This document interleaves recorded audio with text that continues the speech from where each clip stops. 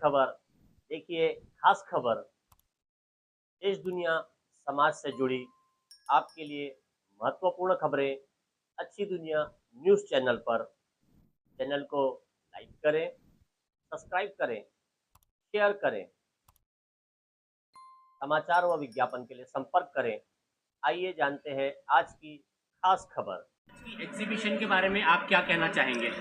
Exhibition जो यहाँ लगी है, जो 4 दिवसीय एग्जीबिशन है, बहुत ही बेहतरीन एग्जीबिशन है। Very informative. एंशिएंट कॉइन्स से लेकर के लेटेस्ट जो करेंसीज हैं उसको बहुत अच्छी तरह से डिस्प्ले किया गया है। जितने भी पार्टिसिपेंट्स हैं जिन्होंने अपना डिस्प्ले यहाँ पर किया है, एग्जिबिट किया हुआ है कॉइन्स का, वो भी वेल इन्फॉर्म्ड इंफॉर्मेशन के साथ में किया है और बेहतरीन है। ये बहुत इम्पॉर्टेंट है कि नागपुर शहर के अंदर इस तरह की एग्जीबिशन करके लोगों का जो ज्ञानवर्धन हो रहा है, ये सबसे इम्पॉर्टेंट बात है। और मैं आपके माध्यम से सारे कॉइन कलेक्टर्स को ये बधाई देना चाहता हूँ कि इस तरह से काम करके आप अपने संस्कृति, अपने इतिहास को बचाने का प्रयास कर रहे हैं। धन्यवाद।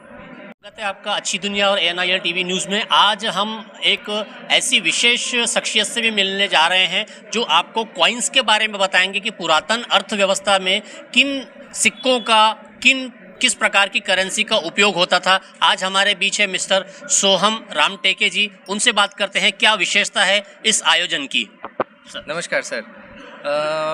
आयोजन के बारे में जो मैं बताना चाहूँगा वो ये है कि सिक्कों में रुचि बहुत लोगों को होती है, लेकिन सिक्कों को जमा कैसे करना या किस प्रकार के सिक्के होते थे या क्या कलेक्ट करना चाहिए, कैसा कलेक्ट करना चाहिए, ये बहुत लोगों को पता नहीं होता है। तो सिर्फ रुचि होना काफ़ी नहीं है।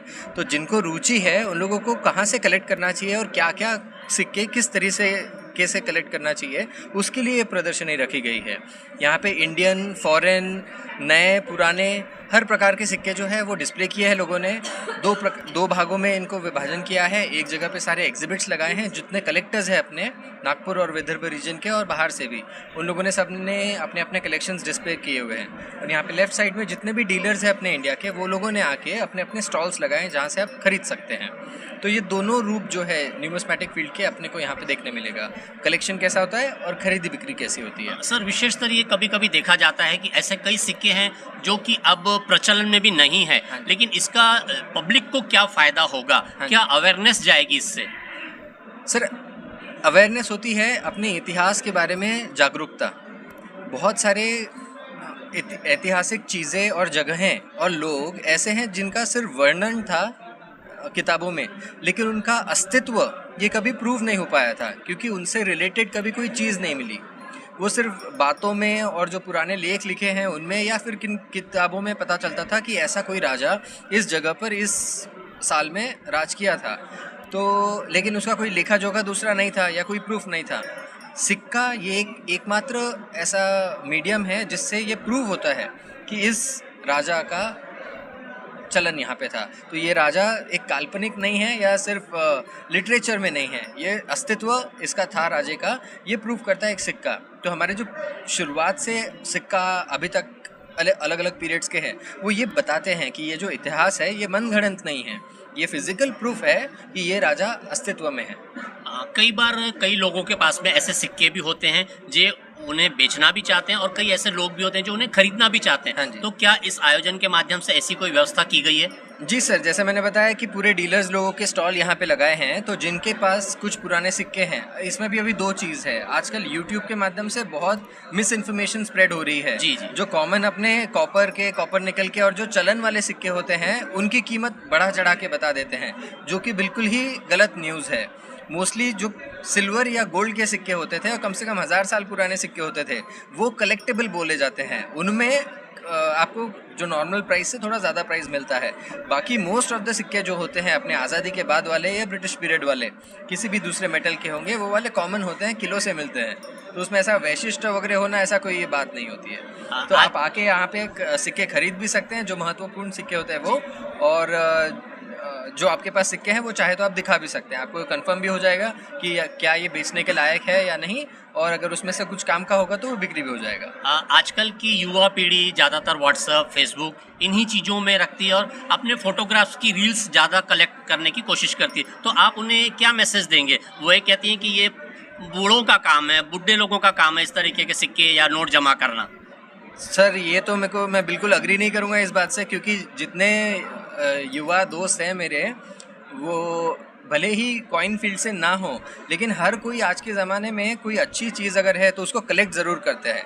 कलेक्ट क्या करते हैं, जैसे हम छोटे होते थे तो हम लोग माचिस की डिब्बी या फिर स्टैम्प्स या ऐसे कुछ कुछ चीज़ें जमा करते थे। आज के लोग भी कलेक्ट करते हैं, अलग अलग चीज़ों को कलेक्ट करते हैं। तो ये कलेक्शन करने की हॉबी ये ख़त्म नहीं हुई है, बस कलेक्शन कैसे करना उसका मीडियम थोड़ा सा चेंज हो गया है। जैसे आज अगर अपन बोलेंगे कि हर एक के पास क्रेडिट कार्ड है, तो इसका ये मतलब नहीं है ना कि नोट कोई रखता ही नहीं है। क्रेडिट कार्ड, जहाँ क्रेडिट कार्ड वापरना है वहाँ पे वापरा जाएगा, लेकिन साथ में कैश भी हम रखते हैं, तो दोनों का साथ में चलन होता है। तो वैसे ही इंस्टाग्राम या यूट्यूब जो है, वो रील को आप अपने एल्बम में लगा के घर पे रख नहीं सकते। अपने नातू पोतू को वो ऐसा रील नहीं दिखाएंगे आप एल्बम में, लेकिन आज जो आप सिक्के या नोट जमा करके रखेंगे वो आप अपने बच्चों को और उनके बच्चों को दिखा पाएंगे, और एक एज ए हेरिटेज आप उनको गिफ्ट कर पाएंगे।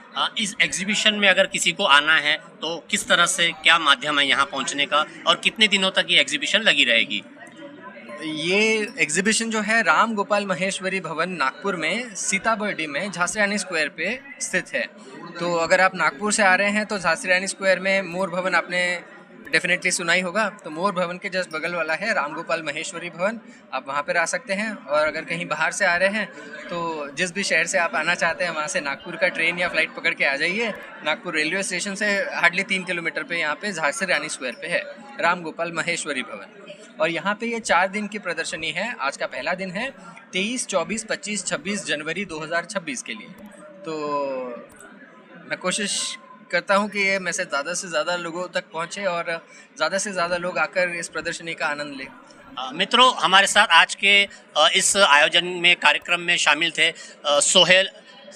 सोहम रामटेके जी। इनका हम बहुत आभार मानते हैं। इसलिए अगर आपके पास भी किसी तरीके का कोई कलेक्शन है तो आप ज़रूर इस कार्यक्रम में आइए। 23, 24, 25 और 26 तारीख तक ये कार्यक्रम का आयोजन झांसी रानी स्क्वायर के पास महाराष्ट्र नागपुर में आयोजित किया गया है।